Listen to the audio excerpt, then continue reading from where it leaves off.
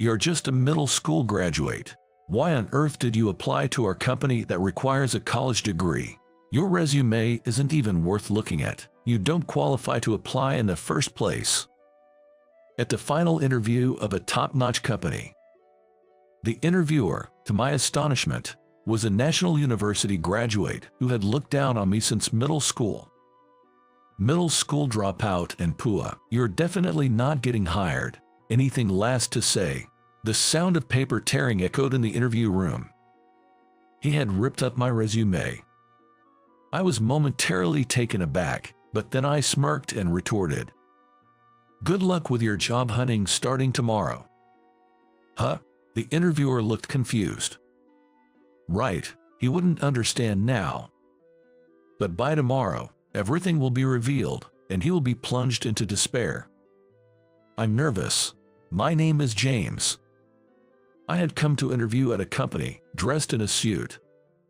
The company owned its own building in a prime location in front of the station, a major corporation indeed, and I was overwhelmed by the imposing building. I entered nervously and solemnly completed the reception process. It felt fresh to enter with a student mindset. But my school days were far from good. I never went on to high school. I was what you'd call a middle school dropout. I was a truant due to harassment and insults from classmates, making me unable to attend school. I reminisced about those days, going back in my memories.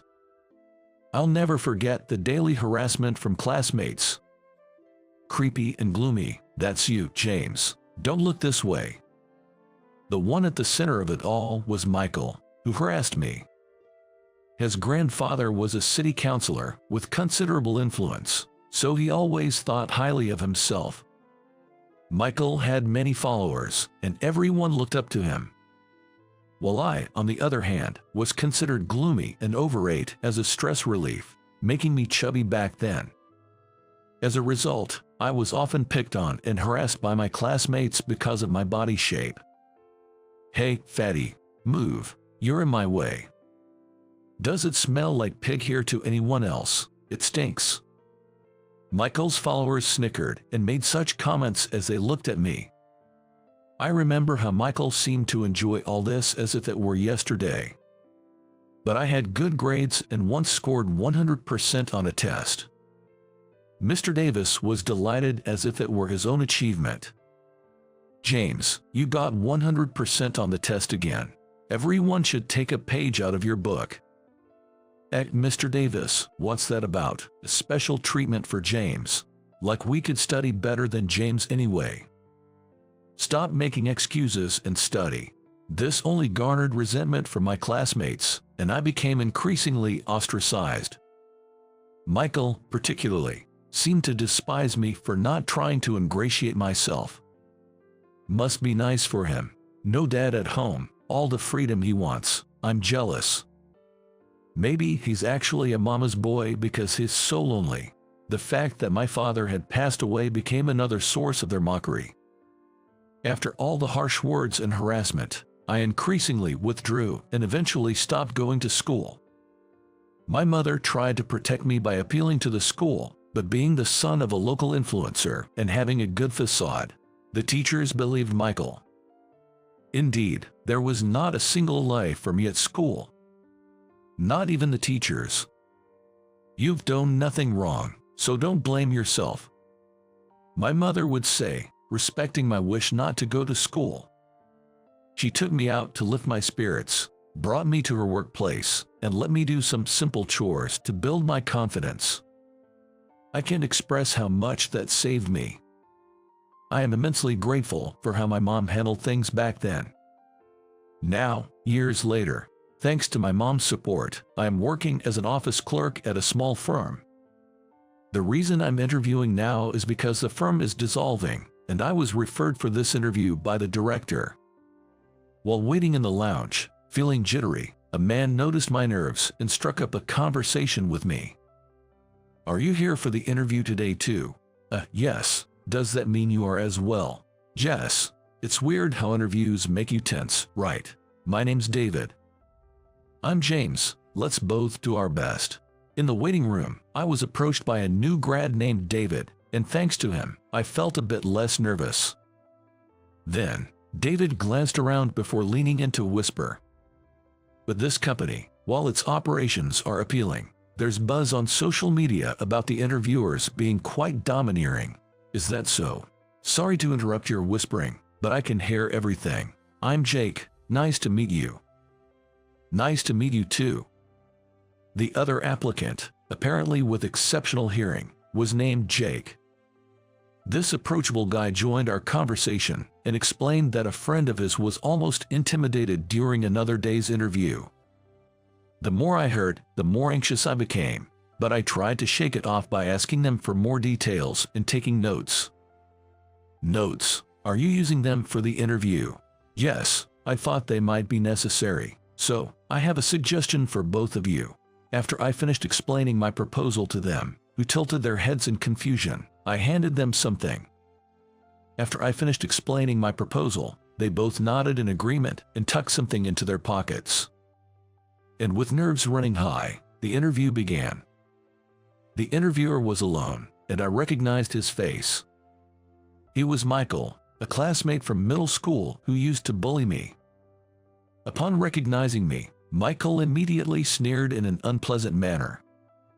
He seemed to enjoy the situation. He was the same as during the days he bullied me.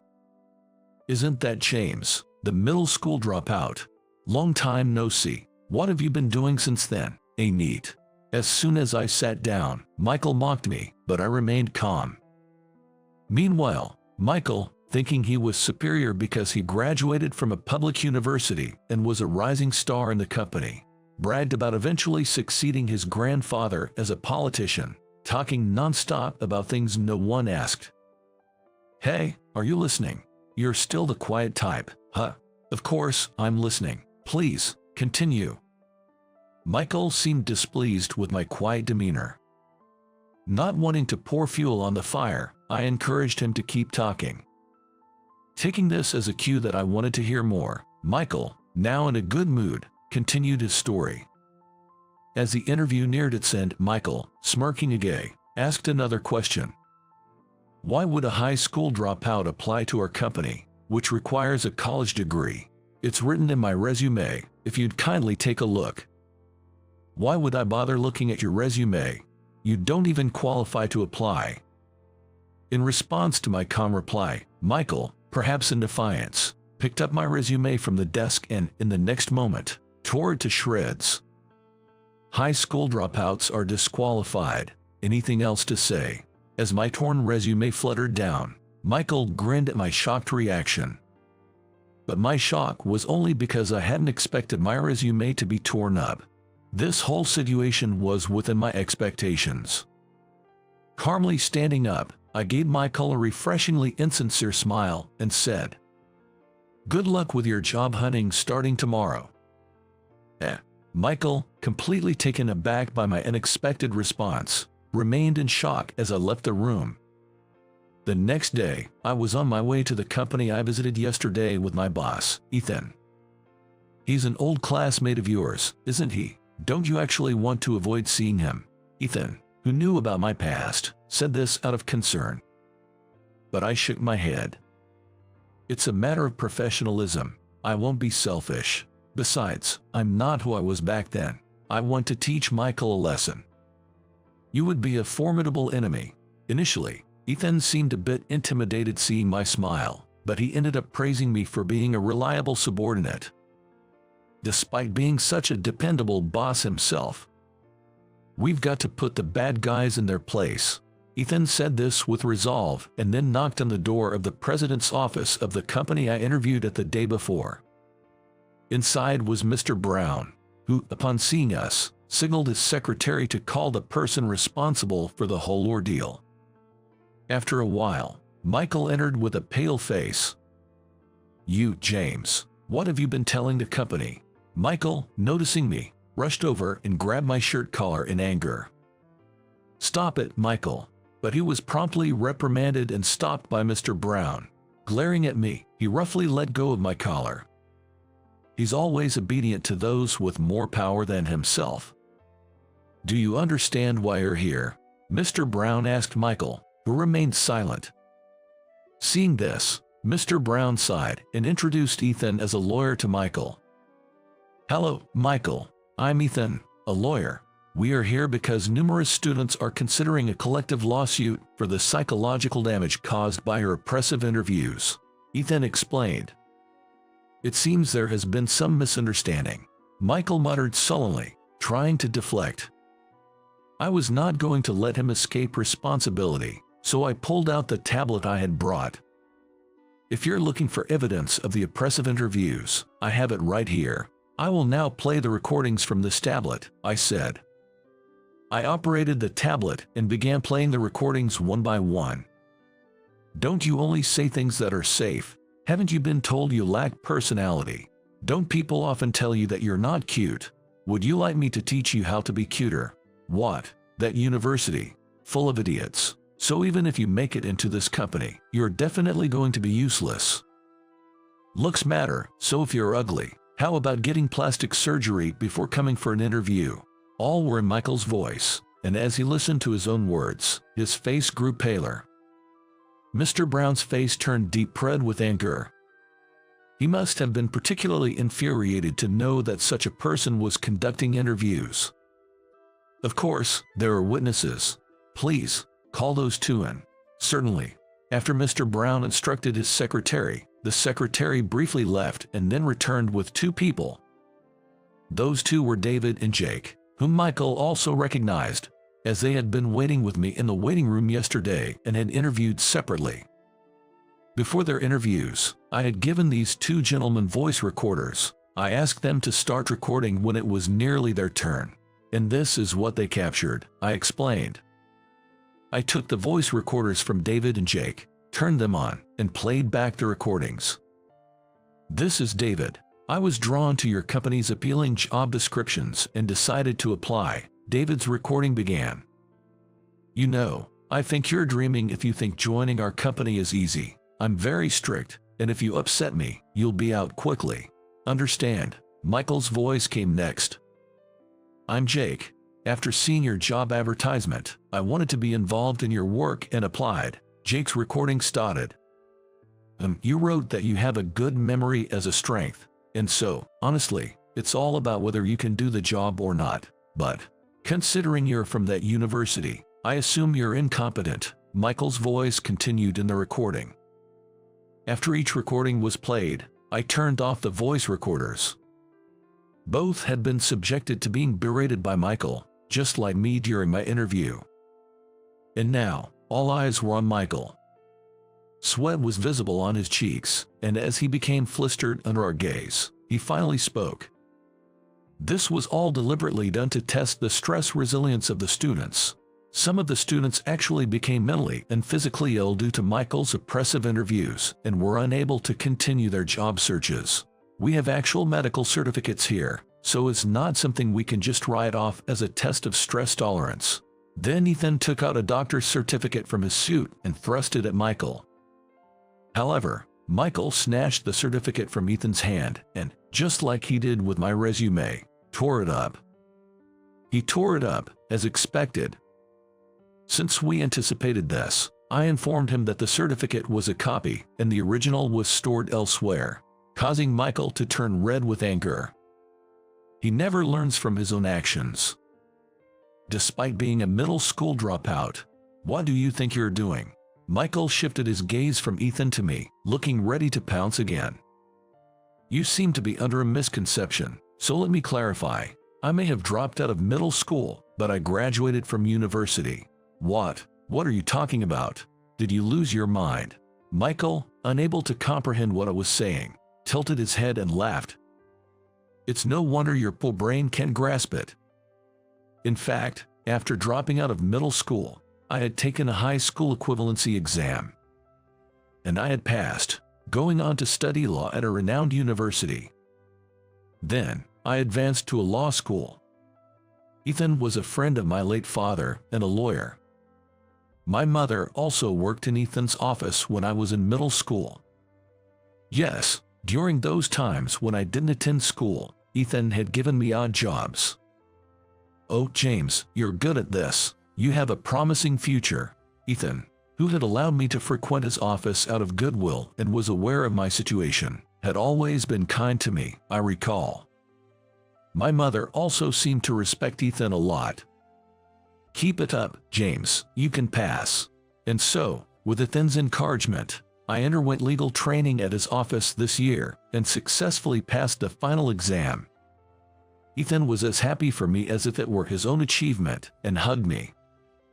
Since then, I have been working at Ethan's office. Also, Ethan occasionally lectures at universities and had received complaints about oppressive interviews from students during those times. "How about it, James? I really want you to go undercover. Will you do it?" "Me, I'm not sure I'm confident enough." "Don't worry. All you need to do is go for the interview and record it with a voice recorder. By the way, here's the information about the interviewer. This is..." I was shocked when I saw the interviewer's document. The name section read Michael, and although he had grown, it was unmistakably the face of the person I knew. "Ethan, please leave this job to me." "Oh," suddenly feeling motivated. Is it someone you know by any chance?" Ethan asked tentatively, and when I answered with obvious displeasure, he started to get concerned and tried to call off the job, which made me inadvertently laugh. Ethan's reaction at that time was quite amusing. Yes, the person listed in that document was undoubtedly Michael, who had bullied me back in middle school. Due to a few students deciding to sue after being subjected to Michael's oppressive interviews and my own willingness, I, who would not seem out of place attending an interview, decided to go for it. Ethan and I have known each other for a long time. When he came to our company asking to investigate, I was surprised, but I agreed because such oppressive interviews should not be happening. Mr. Brown and Ethan knew each other, and they had explained everything beforehand, cooperating with my infiltration. Upon hearing this, Michael's face grew even paler. "The company must take responsibility for this matter. We intend to compensate the victims who suffered from Michael's oppressive interviews. Of course, Michael will also be held accountable. We will seek damages from Michael." Moreover, Mr. Brown announced disciplinary dismissal to Michael for causing significant damage to the company. "But Mr. Brown, I didn't mean any harm. I was really just trying to measure their stress tolerance. Was it not rather a way for you to relieve your own stress? Besides, it seems you have been under considerable stress from gambling, haven't you?" Michael, in his private life, was known to be a gambling enthusiast, pouring money into gambling. Apparently, he was often irritable the day after losing at gambling, and it seems during those interviews, he took out his frustration on the interviewees. "Mr. Brown, it wasn't intentional. Please forgive me. If I forgive you here, I'm afraid more victims will emerge. I'm sorry, but I can't compromise my decision." "No way," Michael begged Mr. Brown, but his resolve was firm and unyielding. Intentional or not, some actions are simply inexcusable. I wish Michael would understand that. "Ethan, I think I'd like to formally request you for this case." "In that case, what about involving James? He was the one who went undercover for this investigation. If Mr. Brown agrees, I would like to recommend him." "Of course, that's fine. If you say so, then I can leave it to James." "Leave it to me, Mr. Brown," I replied with determination, ready to fulfill the task given to me. Michael was still shaking his head in disbelief. He really can't accept the situation. "Should we also sue for defamation and insult, as I have suffered mental and physical distress?" "You don't look distressed at all, and there's no way I could lose to someone like James." "Shall we proceed with the formalities then?" "My grandfather won't allow it." With a childish parting shot, Michael fled the president's office. We were utterly astounded that he, nearing 30, was still trying to rely on his grandfather, a city councilor. Our investigation revealed that Michael had gotten into the company through his grandfather's connections. And due to that, he had been acting as arrogantly as he did in his student days. Once in the HR department, he turned his arrogance towards the students. The company had been concerned about its reputation among job-seeking students, but at the time, there had been no evidence.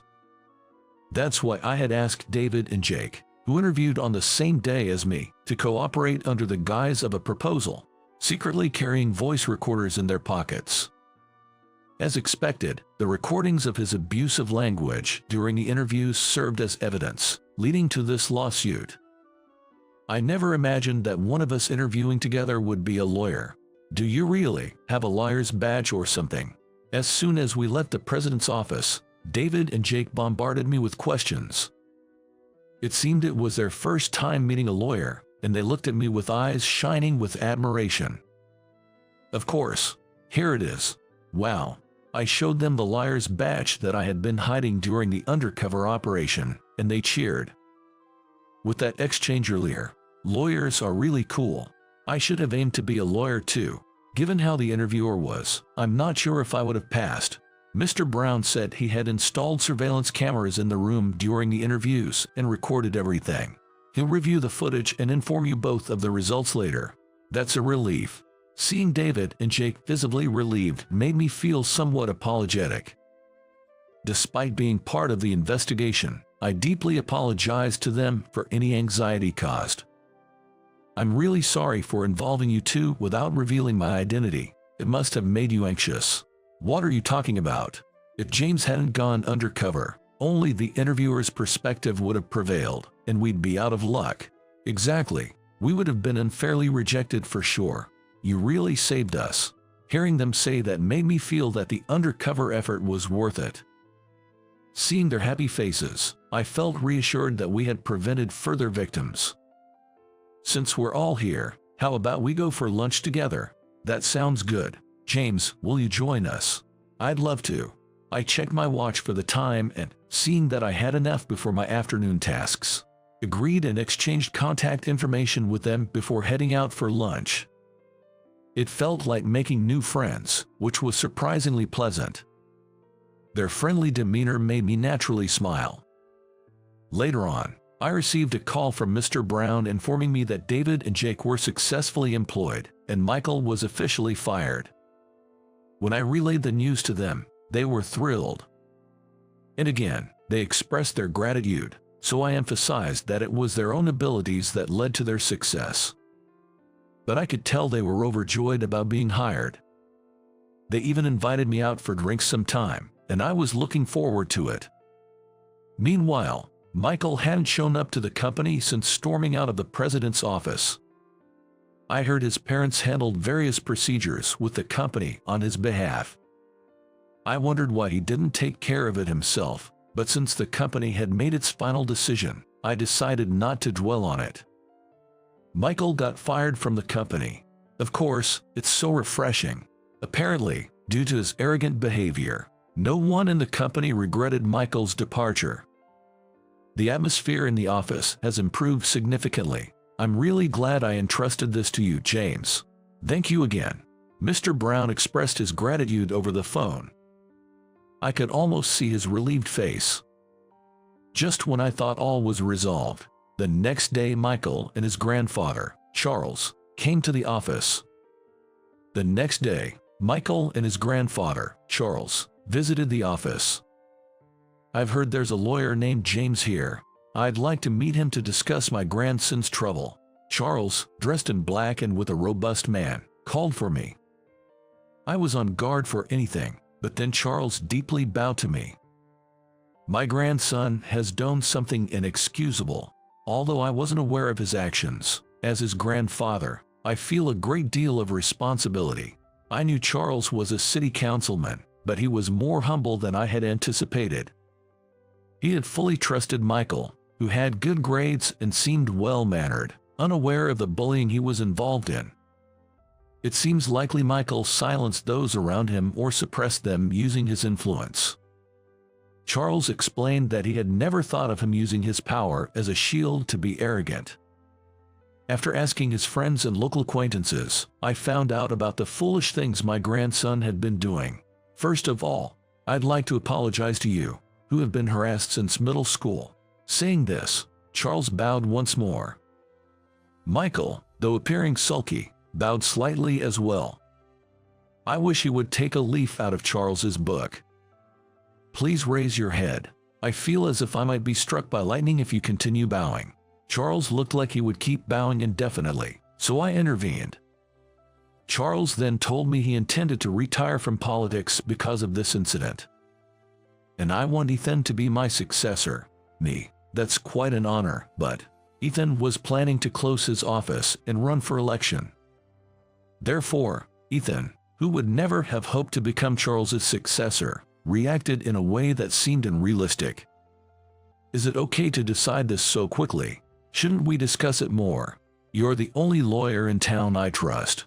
You're well known, have connections, and are highly regarded by the citizens. I'm not asking you casually, Charles said. Charles was planning to retire and told his supporters to back Ethan. Charles's son wasn't interested in politics, and Michael was out of the question, leaving him with no one else to turn to. Understood. If you think I'm suitable, I will gladly accept the responsibility. Thank you, I'm counting on you. Ethan and Charles shook hands, agreeing to the arrangement. Michael was set to help with Charles's farming business. As long as I live, I won't let you do anything bad again. I'll correct you strictly, Charles declared with enthusiasm, causing Michael to turn even paler. Months later, Ethan was successfully elected, and I took over the office. Hey, how are you managing? I was grateful that Ethan, still busy, would visit the office when he had time. I've always thought of Ethan as a second father, and now it's becoming a reality. Ethan, did you go on a date with Mom? What are you grinning about? Is there something wrong with that? I teased Ethan, who blushed as he asked me back. Yes, recently Ethan and my mother, who had a mutual respect for each other, got married. No, it's great to see you so happy. Seeing Ethan, still freshly married, radiating happiness, I chuckled. Of course, I was happy for their joy and felt incredibly honored to have someone like Ethan as my new father. It was only because it was Ethan that I could accept it. He has always been there, supporting me and my mother. Even during my middle school days, when I faced bullying, he helped through my mother. When I gave up on going to high school, it was he who encouraged me and suggested I take the GED. I realize I will always look up to Ethan. On the other hand, Michael seems to have had his share of struggles, taking over the family farm. Since Charles retired from the city council, he's been under strict surveillance, hardly able to gamble, play, or even go out drinking as before. I heard rumors that his old classmates, once part of his circle, don't even give him the time of day now. When I went to a reunion, the thought of those middle school days made me feel sick. But now, with Michael gone, those who followed him look at me, now a lawyer, with respect.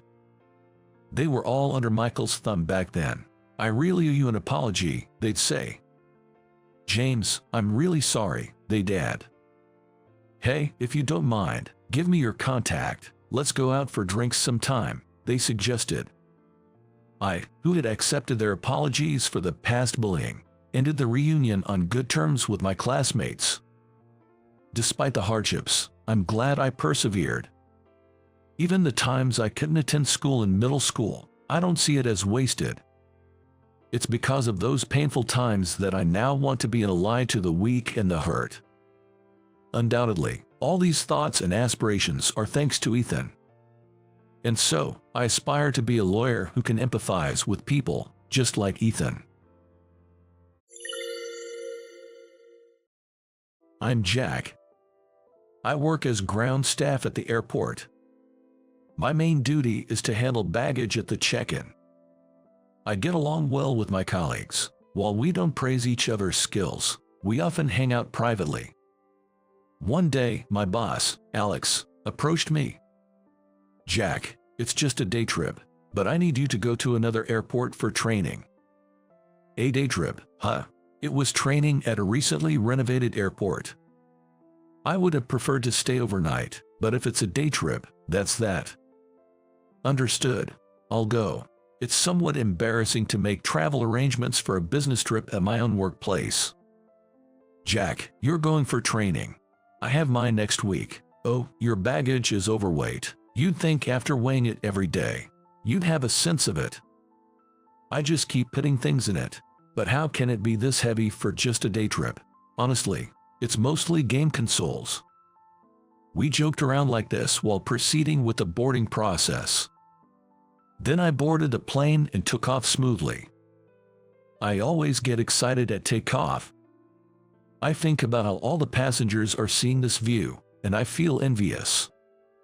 And 2 hours later, I arrived at my destination. The refurbished airport was nothing like our slightly worn-out one. It was like brand new. As I walked through the pristine and clean airport, I heard a familiar voice. Is that Jack? Lisa. It was the wonderful senior, Lisa, who worked at the same airport until last year. I didn't know you work here now. With so many people around, it's amazing you recognize me. I've worked next to you for years. Of course, I'd recognize you. Are you here for training today? Yes, that's right. And it's just a day trip. Lisa chuckled at the mention of a day trip. What a hectic schedule. Good luck. Just her smiling and saying that made all the fatigue blow away. To be honest, I've always looked up to her secretly. She's competent at her job and can quickly understand the intentions of others. That's why she's fast at work, keeps customers waiting time short, and never has lines at her counter. I think that's truly amazing, something I can't do. I was sad when she transferred to this airport. Of course, we had a farewell party, and I nearly cried until the end. By the way, I'm moving back to your airport next year. Really? That's great. Yeah, this place is too pristine for my liking. It's good to be back. I'm really happy that you're coming back. I'm looking forward to working with you again too. With that, we both laughed. A few hours later, the training finally began. This is the newly opened restaurant. The training was almost like a tour, observing and learning about the modern airport. Wow, the latest translator device, isn't it? Yes, but honestly, nothing beats human interaction. You know how the nuance of words can change the impression. As ground staff, we're the face of the airport, and personally, I don't like that to be done by machines. I felt relieved hearing that. The foreign languages I've learned still seems quite valuable for genuine communication. Perhaps the takeover by machines is a little further down the road. And the training was over. It took about 2 hours in total.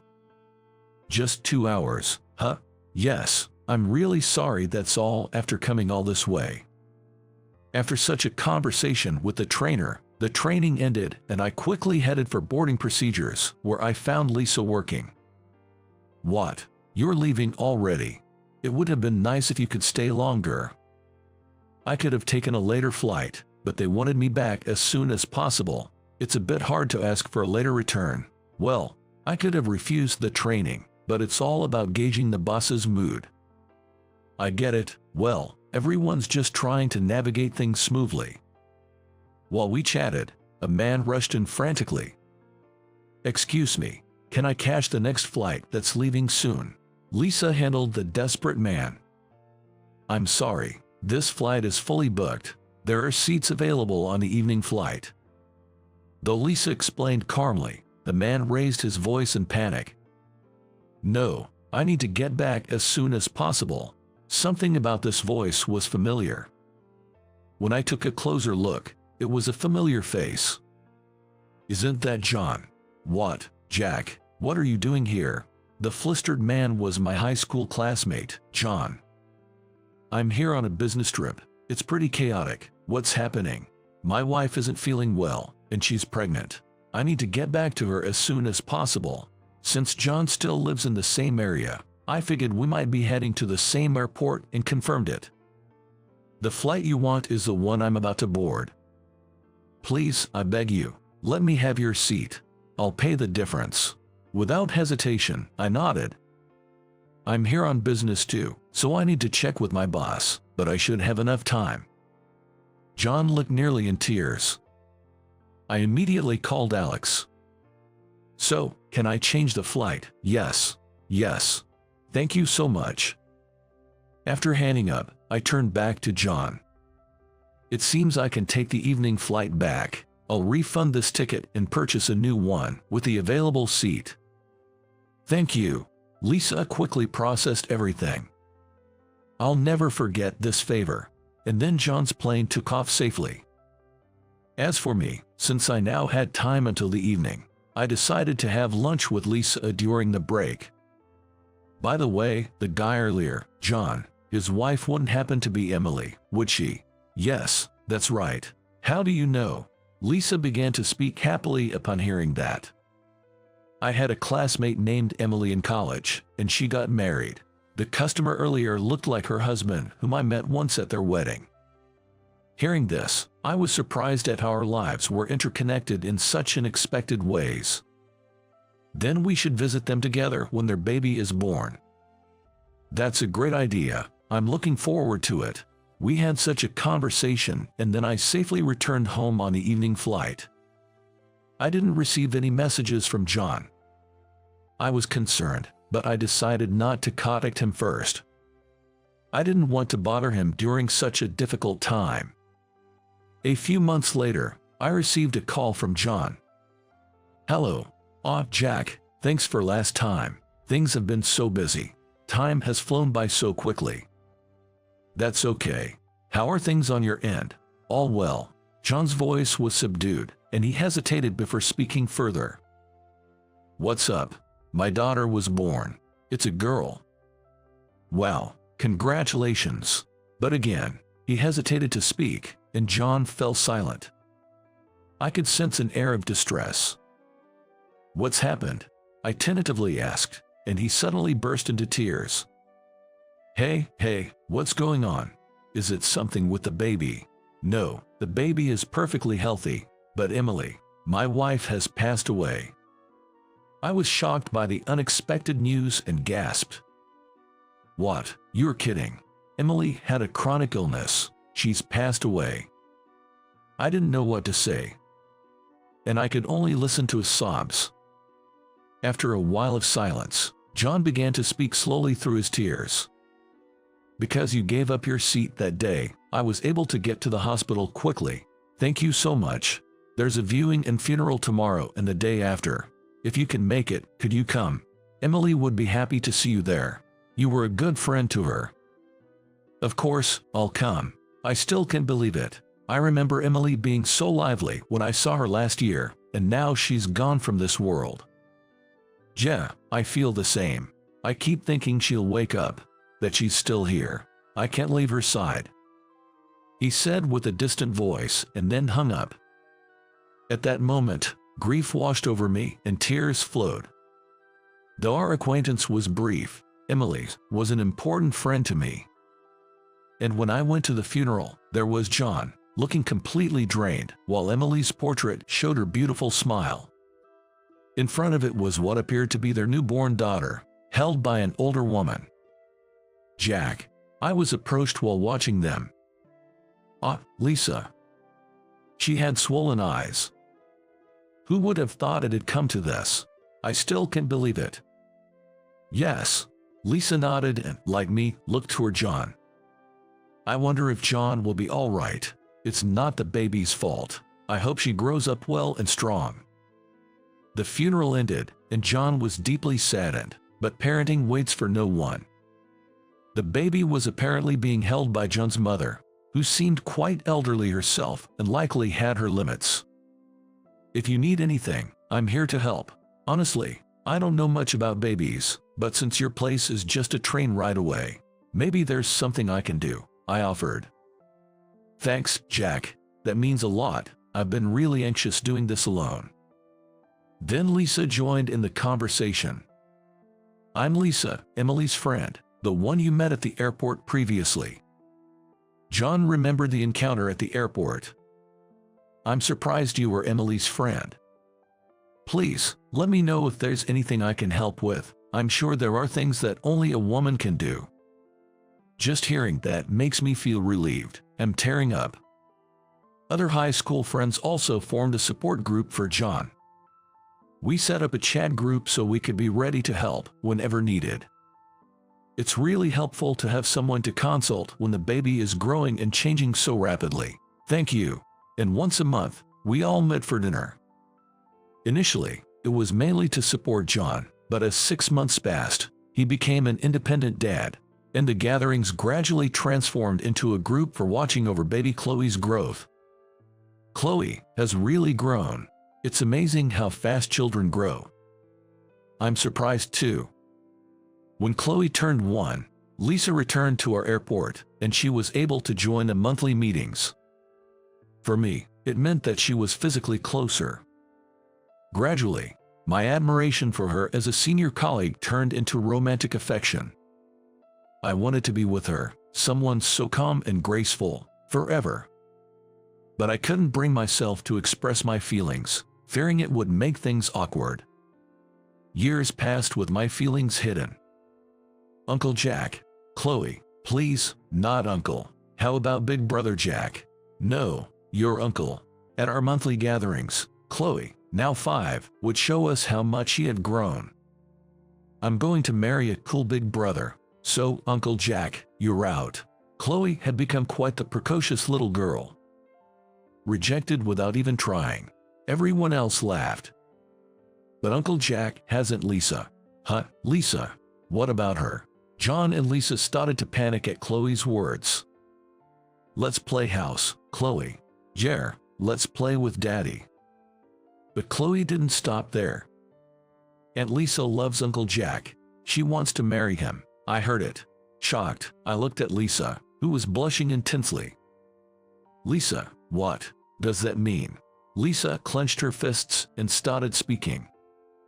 Yes, it's true, but I couldn't say it because I'm 10 years older and thought you wouldn't want someone old like me.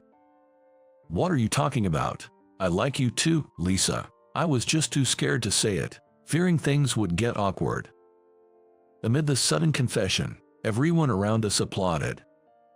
Then it's settled. This is the start of a relationship. Swept along by the moment, I said. Lisa, will you go out with me? Yes. And thus, with everyone's encouragement, we started dating. Having Lisa, the person I admired, become my girlfriend felt like a dream come true.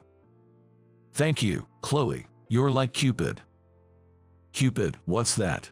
She didn't quite understand it yet, but I hoped that one day she would. And then 3 years went by, and our relationship continued smoothly. Lisa, will you marry me? Jack, are you sure you want me? It's you I want, Lisa. Thank you, I'm so happy. We decided to get married, and John, Chloe, and everyone from the group came to our wedding. By this time, Chloe was 8 years old and understood what marriage meant. Congratulations. Everyone's blessings made us very happy. It's all thanks to me that you two are getting married. You should be grateful. If you want to thank me, just look after me until I grow up, because I'd be worried with just Dad. Chloe smiled sweetly. She had grown so much and would continue to grow, showing us many more sides of herself. Just imagining that made both Lisa and me smile from the heart. It's a promise, okay. Chloe held out her little pinky for a pinky promise. Her smiling face was truly angelic.